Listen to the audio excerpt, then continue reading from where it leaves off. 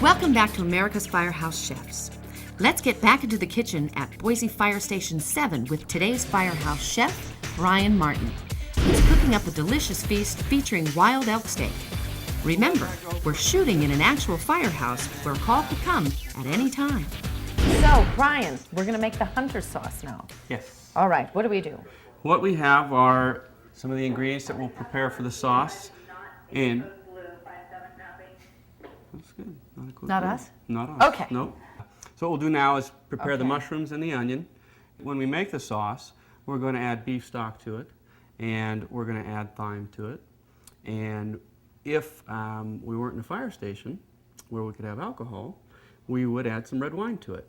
And that adds a lot of depth to your sauce. When you do sauces with wild game, it makes it very rich, very wonderful. Excellent. And the rest of the ingredients will just go into the broth as we cook it. We've gotten started on the hunter sauce, and now it's time to prepare the dessert, which was a new challenge for our Firehouse chef. There are times when I make something that is absolutely inedible, and it just, I'll put it together and taste it, because I do experiment and taste it, and it's like, oh my gosh, what was I thinking? But then there are those times when I put something together and it's like, wow, this is good. This really worked. And one of the things is the sourdough biscuit dish that we're doing tonight. It's a dessert. And I was told by a number of firefighters who are sourdough experts that can't do it. Won't be possible.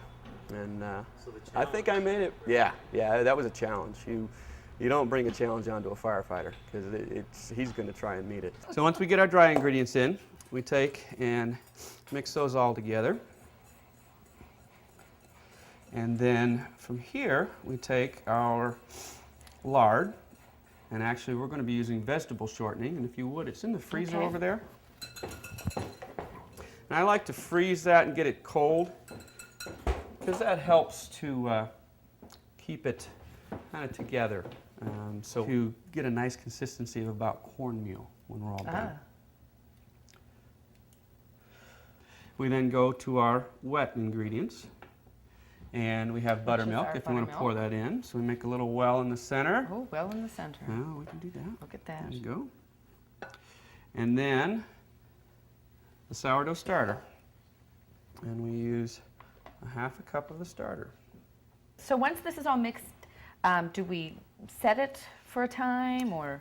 Yes, what we'll do is we'll pat it out first, and then we'll wrap it and put it in the refrigerator for an hour or so. And that way the flour has a chance to kind of settle and work. So we're done with the red pepper, we're done with the asparagus. What's left? we're going to do some garlic. Garlic. It's the ingredient in everything but the dessert. So. Thank goodness. Yes. Okay, everybody loves a little garlic.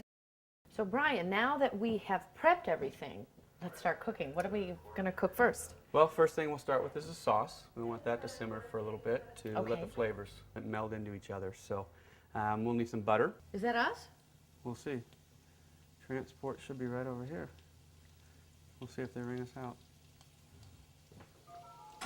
Yep, that's Don't us. shut off. It's time to go.